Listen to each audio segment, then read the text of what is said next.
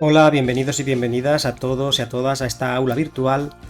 Continuamos con el tema de electromagnetismo y vamos a continuación con una serie de vídeos donde resolveremos algunos ejercicios relacionados con este tema.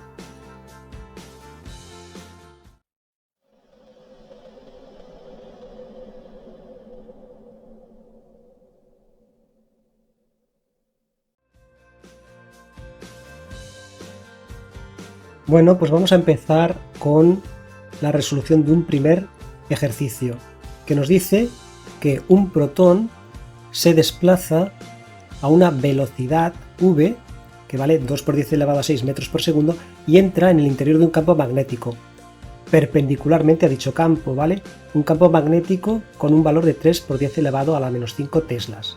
Nos piden que calculemos la fuerza electromagnética a la que estará sometido el protón al introducirse en el interior de este campo y la comparemos con su peso. Como sabemos, la fuerza a la que estará sometida la partícula o una partícula que se introduce en el interior de un campo magnético será el producto vectorial de dos vectores. La fuerza también será un vector.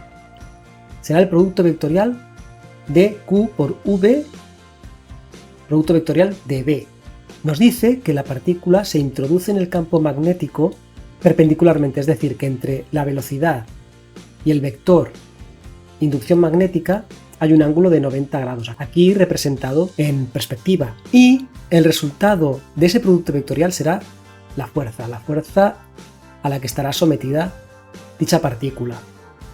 El resultado de esta fuerza es un vector que se obtiene con el producto vectorial de multiplicar Q por V por B. El producto vectorial es, aplicando la ley del tornillo, si hacemos girar el vector V hacia B en el plano, la dirección y sentido de la fuerza a la que estará sometida la partícula nos la dará el avance de un tornillo que giraría en el mismo sentido de girar V sobre B. Es decir, si nosotros giramos un tornillo en el sentido contrario a las agujas del reloj, lo que hacemos es desatornillar, es decir, el tornillo gira hacia arriba, que será la dirección de la fuerza a la que estará sometida la partícula. Analíticamente sería el vector fuerza, sería el producto vectorial de multiplicar Q por el vector V, producto vectorial de B. Como sabemos, el módulo o valor absoluto de dicho vector sería multiplicar Q por V por B por el seno del ángulo que formarían estos dos vectores, V y B. En este caso estamos diciendo que la partícula se introduce en el interior del campo magnético perpendicularmente a este, es decir, que el ángulo entre V y B es de 90 grados. Por lo tanto, el seno de phi valdrá 1. El seno de 90 es 1. Y el módulo nos quedará como Q por V por B. Por lo tanto, ya podemos determinar el valor del módulo de la fuerza, que será, pues simplemente tenemos que sustituir en esta expresión el valor de Q, que es 1,67 por 10 elevado a la menos 19 coulombs, que sería la carga del protón, multiplicada por la velocidad a la que se introduce la partícula en el interior del campo magnético, 2 por 10 elevado a la 6 metros por segundo, y por el vector, bueno, por el módulo del vector de la inducción magnética, que sería 3 por 10 elevado a menos 5 teslas. Esto nos da un resultado, haciendo las operaciones, de 9,6 por 10 elevado a menos 18 newtons, ¿vale? Por lo tanto, el módulo de la fuerza serán 9,6 por 10 elevado a menos 18 newtons. Muy bien, ya tenemos resuelta la primera parte del ejercicio, pero ahora nos piden que comparemos el valor de esta fuerza con el peso del protón. El peso del protón, ¿vale?, no es más que la masa del protón por la gravedad. La masa nos la dan aquí, 1,67 por 10 elevado a menos 27 kilos. Y el valor de la gravedad también nos lo dan, es 9,8 newtons partido por kilo. Esto nos da el valor del peso, que es otra fuerza, cuyo resultado es, si multiplicamos estos dos valores, 1,64 por 10 elevado a menos 26 newtons. Vale, nos están diciendo que comparemos el valor de esta fuerza, la del peso, con la fuerza a la que está sometida la partícula que se introduce en el interior del campo magnético. Como ya podemos ver, la fuerza es mucho más grande que el valor del peso. Si la relación entre la fuerza electromagnética y el peso es, pues, dividir el valor de la fuerza 9,6 por 10 elevado a menos 18 newtons entre 1,64 por 10 elevado a menos 26 newtons. Esto nos da un valor de 5,8 por 10 a la 8. Es decir, la fuerza que ejerce el campo magnético sobre la partícula es 5,8 por 10 elevado a 8 veces mayor que el peso de dicha partícula. El peso de la partícula, del protón, es negligible frente a la fuerza electromagnética. Es mucho más pequeña que la fuerza. ¿De acuerdo? Y con esto daríamos por concluido este primer ejercicio. Como veis, es muy sencillito. Bueno, pues vamos a continuar con un segundo ejercicio. En este caso, vamos a ver qué nos dice. Nos dice que en un campo magnético uniforme, cuyo valor es de 12 teslas, dice establecido como perpendicular a la pizarra.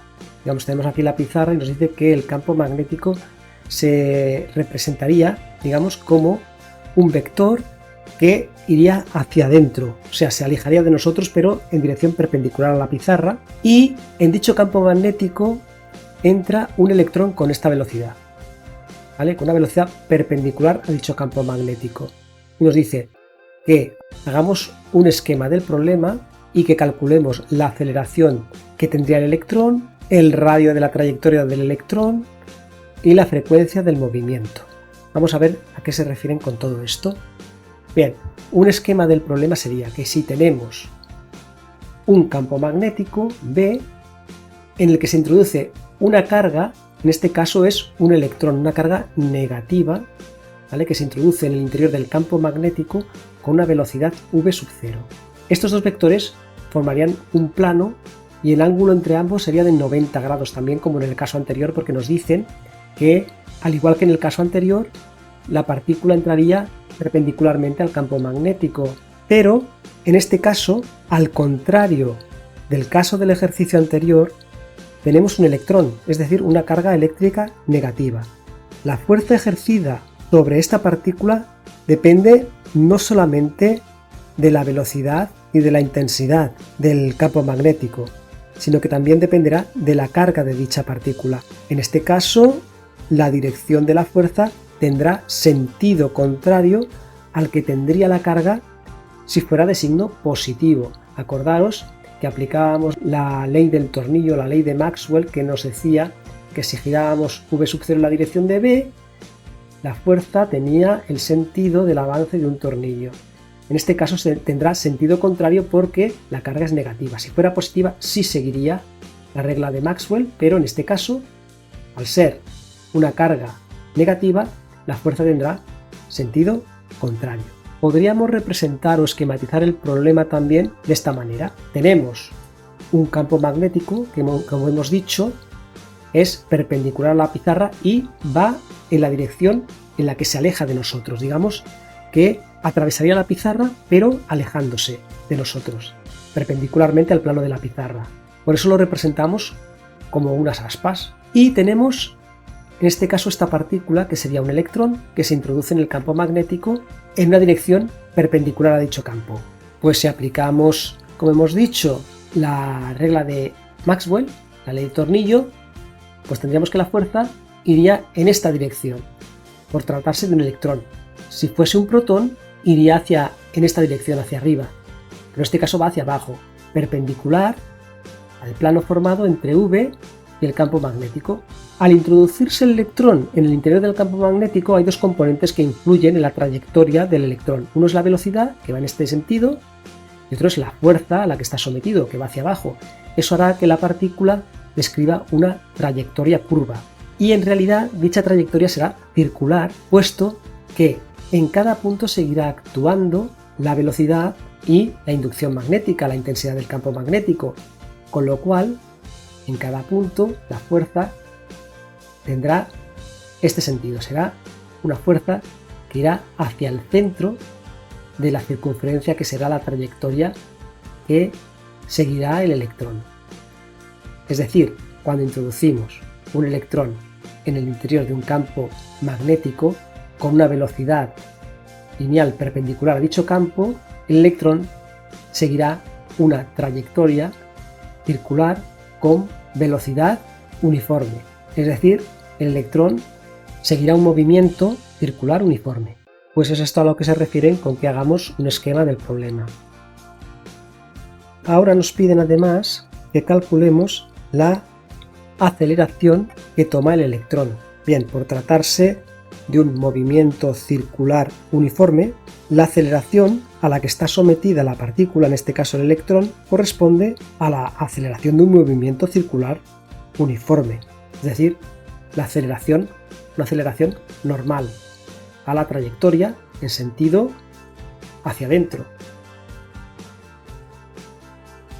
Fuerza, como ya sabemos, el módulo de la fuerza es la masa, en este caso por la aceleración normal a la que estará sometida la partícula. Sabemos que el módulo de dicha fuerza además vale Q por V sub 0 por B. Sería el producto vectorial, el módulo del producto vectorial Q por V sub 0 por B. ¿Vale? Esto sería Q por V sub 0 por B por el seno del ángulo que formaría el vector V con el vector inducción magnética, pero como este ángulo es de 90 grados, el seno de 90 es 1. Por lo tanto, sería multiplicar todo esto por 1.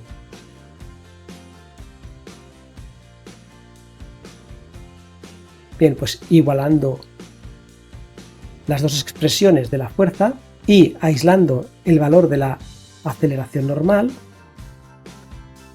esto sería pues Q por V sub 0 por B partido por M.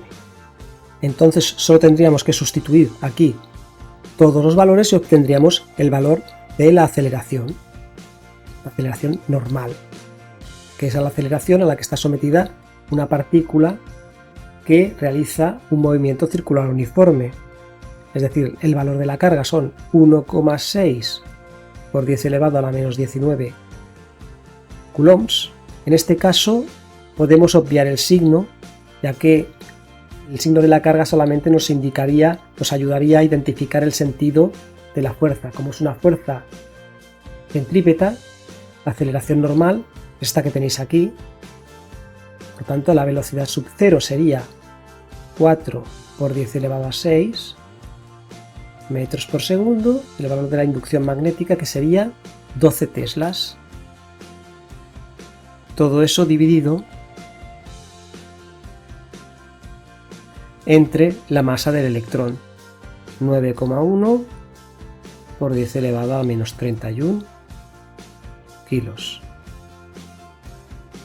Bien, pues haciendo las operaciones correspondientes, nos daría un valor de la aceleración de 8,44 por 10 elevado a 18 metros partido por segundo al cuadrado.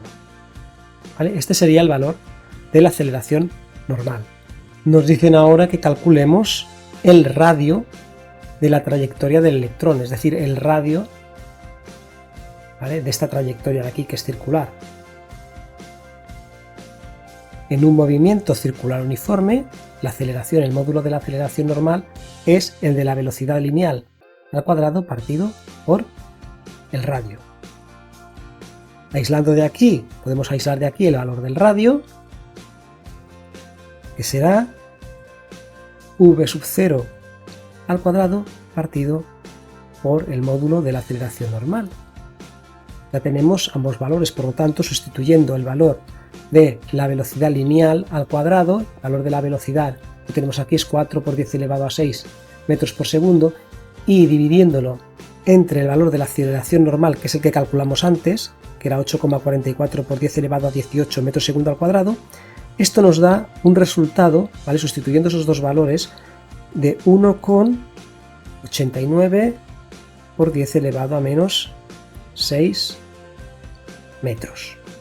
Es decir, lo podríamos expresar en micrómetros. Un metro son 10 elevado a 6 micrómetros, ¿no? Podríamos decir, simplemente multiplicando por 10 a la 6, tendríamos que esto es igual a 1,89 micrómetros. Este sería el valor del radio de la trayectoria que seguiría la partícula.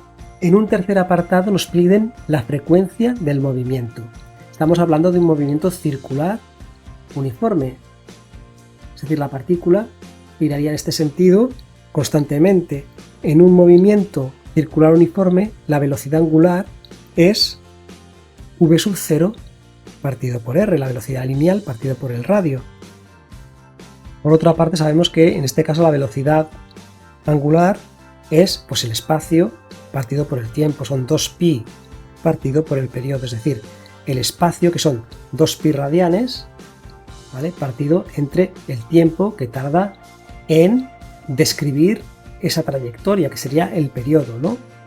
2pi partido entre t. Y como sabemos, pues el periodo es el inverso de la frecuencia. Por tanto, omega sería 2 por pi, sustituyendo aquí el valor del periodo, tendríamos que es, la velocidad angular sería 2pi frecuencia. Solo tendríamos que igualar estas dos expresiones, fijaos que ambas son una manera diferente de expresar la velocidad angular. Igualando ambas, tendríamos que 2pi frecuencia es igual a la velocidad lineal partido por el radio. De aquí ya podríamos extraer el valor de la frecuencia, que sería la velocidad lineal partido por 2pi por el radio. Estamos aislando el valor de la frecuencia aquí, ¿vale? Y sustituyendo los valores correspondientes, pues v sub 0, la velocidad lineal a la que se introduce la partícula, son 4 por 10 elevado a 6 metros por segundo, y luego tendríamos aquí abajo 2 por pi por el radio que lo calculamos antes, que era 1,89 por 10 a la menos 6 metros. Esto nos da un valor de la frecuencia de, operando, 3,37 por 10 elevado a la 11 Hz, ¿vale? O segundos a la menos 1. Lo podríamos también expresar, por ejemplo, en gigahercios. Fijaos, un gigahercio son 10 elevado a 9 hercios. Es decir, dividiendo esto entre 10 elevado a 9, pues obtendríamos que la frecuencia sería de aproximadamente 337 gigahercios, ¿vale? Porque un gigahercio son 10 elevado a la 9 Hz. Dividiendo esto de aquí entre 10 elevado a la 9, pues obtendríamos el resultado en gigahercios. Esa sería la frecuencia del movimiento. Y con esto daríamos por resueltos todos los apartados de este ejercicio. Hemos empezado resolviendo ejercicios bastante simples y en próximos vídeos resolveremos también alguno que otro más también relacionado con este tema. Venga, yo soy Marcos, un saludo a todos y nos vemos.